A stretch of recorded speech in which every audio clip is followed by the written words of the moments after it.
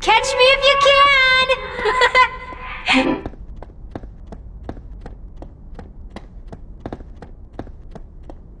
You know what would be neat? If people had flying cars. It would also be neat if I had a clue what you were talking about. I'm just saying, where's my flying car? I thought we had them by now. They're called planes. No, I mean a car you could park in your garage. Now, when I was a kid, I was going to invent a flying car. So why didn't you? Well, I got sidetracked. Yeah, that doesn't surprise me. It's a full-time job being a sewage worker. I'm sorry, a sanitation technician. I should have invented a flying car. I would have made millions. But every time you try to invent something, it turns out like shit. Remember that robot you made? What was it called? The Robomatic 2000? It was 3,000, actually. It would have worked fine if I had some operating capital. It was made out of cardboard. That's just to save money on the prototype. And Lenny had to sit inside operating it. So what's wrong with that? Well, maybe I don't have the foresight of a brilliant inventor such as yourself, but it seems to me that you were pretty far off anything near a working design. That's not fair. The Lenny dependency was a design flaw, but nothing that couldn't have been resolved. Did you ever think about using a material other than cardboard, like Kevlar or something? Yeah, to protect Lenny. That's brilliant. Maybe I should re-examine that design. Something that's not so prone to catching fire. Look, I'm not so sure that's the right approach. I could make it out of cement. You find cement everywhere. Yeah, but it usually belongs to someone. All right, how about egg boxes? Also combustible. Scrap metal. There are plenty of fridges lying around, and they're always full of old electronic parts. Didn't this start with you wanting to invent a flying car? I changed my mind. Imagine what this could do for people. It'd be a cheap source of labor for everyone.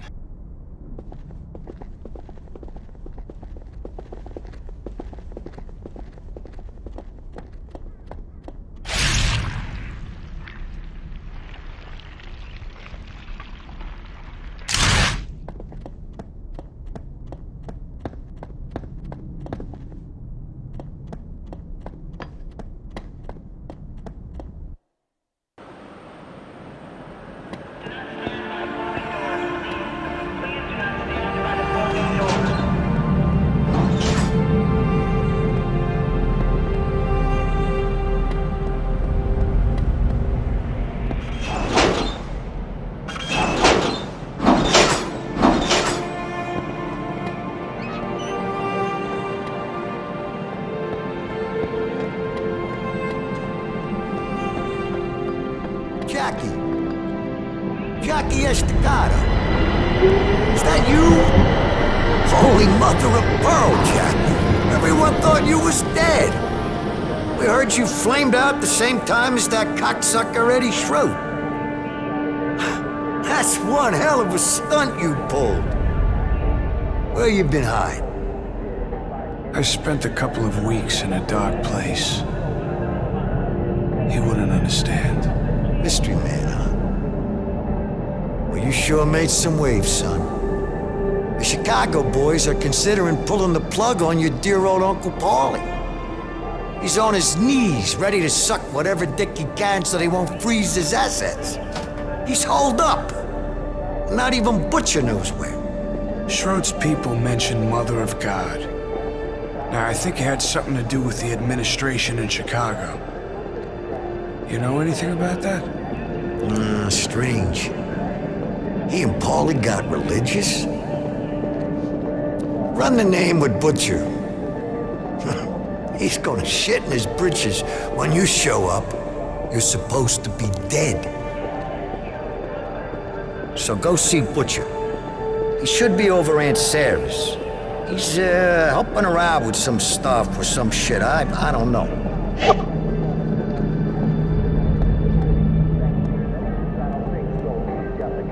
New York Transit Service, how can I help you, sir? Alright, you should take the next train leaving for Canal Street. There's an exit that leads to Lower East Side in the Canal Street subway station. It's the right exit next to the Trinity Church exit. Raspberry Street lies right next to the Green Olive Grove restaurant.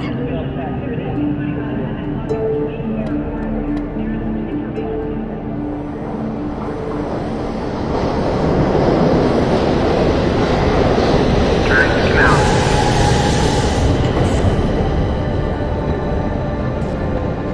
Don't stand by the closing doors, please.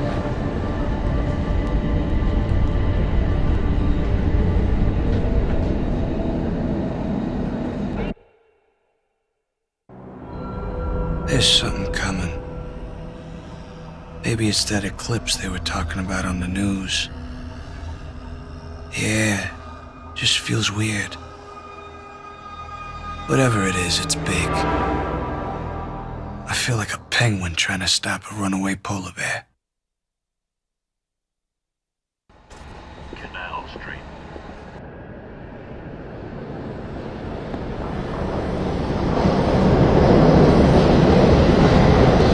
Turn to Foley Station.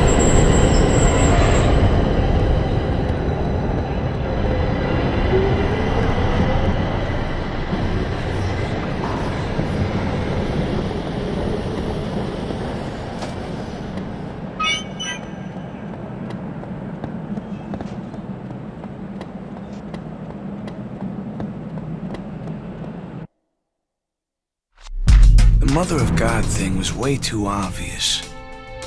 I figured it had to be something else. Now, I knew that Aunt Sarah and Butcher were ready to see Schroet and Paulie's asses on a platter. I've already got an opening. Maybe they can help turn it into a gaping hole.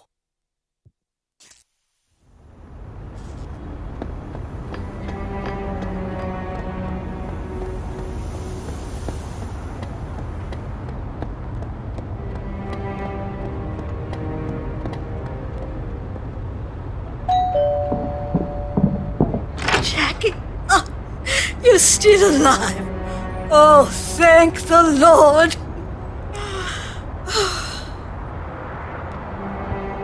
Holy catfish! Jackie? Jackie, is that you? This problem with your Uncle Paulie has gone on long enough, Jackie. It's time to take action. I think the decision has just about made itself anyway, what with the way he's been carrying on. Now, some old friends of the family want to know what they can do to help. Eddie Schroet's guy said something about the Mother of God. It was supposed to be an inside joke, but it meant something. Now, I think there's some kind of connection to the Chicago families, something Paulie wants to keep to himself. Mother of God? Like the Virgin Mary? You don't suppose he's talking about the Santa Maria? That's a Chicago family boat. It's been running shipments of drugs into the harbor for years. Knowing Eddie, he wouldn't resist a chance to talk about it to a dying man. He always did have diarrhea in the mouth, especially if there's something big going on. Chicago family's gonna be real interested in what happens here, Jackie. This is gonna be your best chance to get Paulie out of the picture for good. Just say the word, and I'll help if I can. I want to know more about this Santa Maria, Butch. Anything there I can use against Paulie? Listen, Jackie, I would never normally say this. You know me. I never choose sides. But you already put a hole in Paulie's finances when you took out Dutch Oven Harry's operation. You put a few holes in that boat, Santa Maria. The Chicago family's gonna pull the plug, and Paulie'll find himself swimming to the bottom of the river. I need to know how to mess up Paulie's deal. They got people inside the Coast Guard. They usually wait for the coast to clear, and they call the Santa Maria in from the harbor to make a shipment. There's a radio they use down at Grinder's Lane, tuned to the correct frequency at all times. You get to that radio and call in, and they'll send the boat.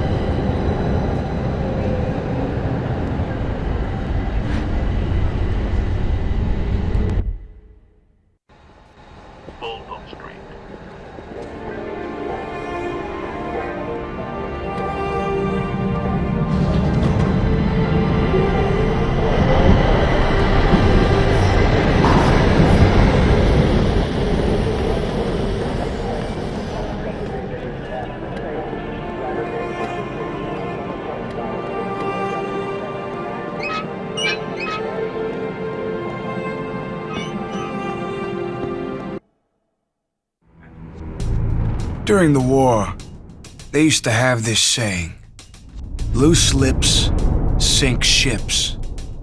Now I know what they mean. And soon, the Chicago families will know too. All I need is that radio to call in their boat.